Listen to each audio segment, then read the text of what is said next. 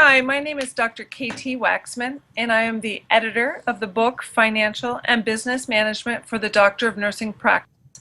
I'm also the co-author of 3 chapters in the book. The reason that I wrote this book and think it's important is because when I was a student, I didn't have any courses on financial management. It wasn't until I got my master's in business that I really understood what the numbers meant and where they came from.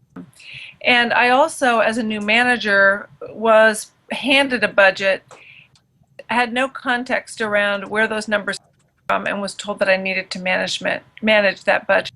So I didn't want students to be in that position in the DNP program, so thought the book would be very useful.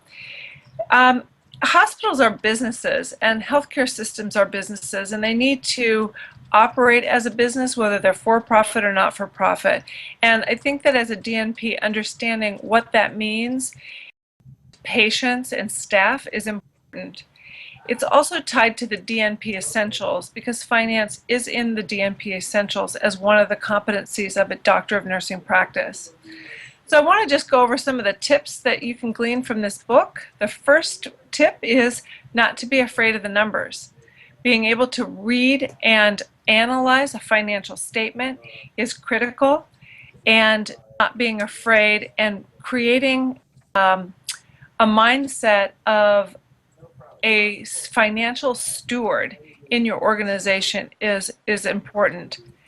Being able to talk the talk, speaking to your chief financial officer or your chief nurse exec, or if you are a exec, talk the talk with your CEO in a way that is compelling and factual and black and white with the numbers to build your business case. So being able to talk the talk and be a financial steward and presenting yourself as a financial manager.